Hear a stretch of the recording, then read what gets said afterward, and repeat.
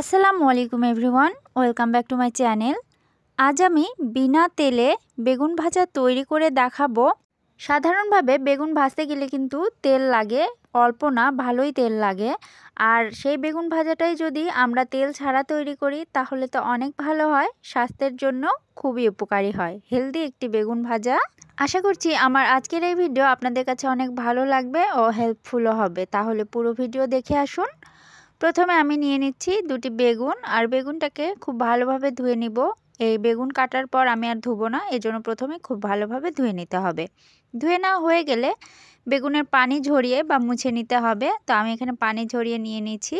এখন বেগুনটাকে কেটে নিচ্ছি। আমরা সাধারণত যেভাবে বেগুন কেটে ভাজি আর কি, সেভাবে কেটে নিতে হবে।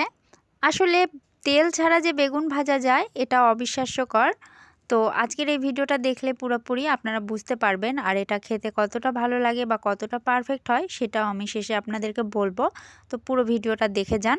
এখানে আমার বেগুন কাটা হয়ে গেছে। এখন বেগুনগুলোকে আমি সাজিয়ে নিচ্ছি মশলা দেওয়ার জন্য। প্রথমে আমি সব বেগুনগুলোতে সমভাবে লবণ দিয়ে দিচ্ছি স্বাদ মতো। এখানে হলুদের গুঁড়া দিয়ে দিচ্ছি, আর একইভাবে মরিচের গুঁড়াও সবটাতে দিয়ে দিয়েছি।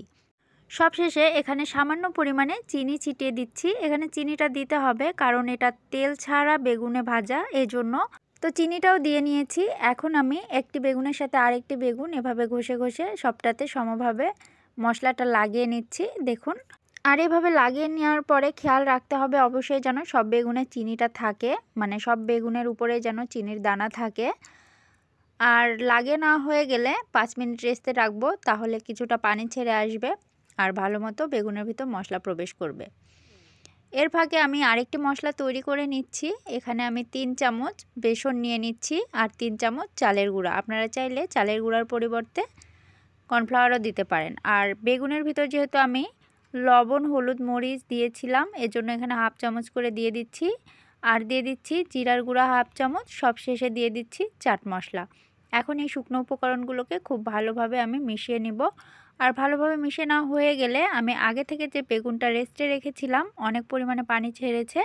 এখন আমি এই বেগুনগুলোকে ওই শুকনো মশলার মধ্যে কোট করে নিব। দেখুন, আমি খুব ভালোভাবে এই পাউডারটা কোট করে নিচ্ছি, আর এভাবে পুরোপুরি যেন সব জায়গায় লেগে যায়, এজন্য এভাবে আঙ্গুলের সাহায্যে ঘষে ঘষে লাগিয়ে দিতে হবে। এভাবে আমি একটা লাগিয়ে নিয়েছি, আর একইভাবে সবগুলো বেগুনেতেই এই মশলাটা লাগিয়ে নিব। এখন এগুলোকেও 5 মিনিট রেস্টে রাখবো, তাহলে সব বেগুনগুলো এরকম ভেজা ভেজা ভাব চলে আসবে। তারপর চলে যাব ভাজার জন্য। তো ভাজার জন্য এখানে একটি কড়াই আমি গরম করে নিয়েছি, আর দেখুন কড়াইয়ে কোনো প্রকার তেল দেইনি, আমি এক ফোঁটাও তেল দেইনি। এই কড়াইয়ের মধ্যে আমি যে কয়টা বেগুনের পিস আটে আর কি, সেই কয়টা দিয়ে দিয়েছি। আর দেওয়ার পরে ঢাকনা দিয়ে ঢেকে নিতে হবে। চুলার আঁচটাকে লো টু মিডিয়ামের মাঝামাঝি রাখতে হবে, আর কিছুক্ষণ পর ঢাকনা খুলে উলটপালট করে দিতে হবে। তা না হলে নিচে লেগে যেতে পারে, যেহেতু এখানে তেল দেয়া নেই, তেল ছাড়া। এজন্য বারবার চেক করে নিতে হবে যে পোড়া লেগে যাচ্ছে কিনা। এই রেসিপিটা আপনারা মাঝে মধ্যেই কিন্তু ট্রাই করতে পারেন, কারণ অনেককেই কিন্তু ডাক্তার তেল খেতে বারণ করে বা ছোট বাচ্চাদের বেশি তেল দেওয়া যায় না। সেক্ষেত্রে কিন্তু এভাবে বেগুন ভেজে দিতেই পারেন।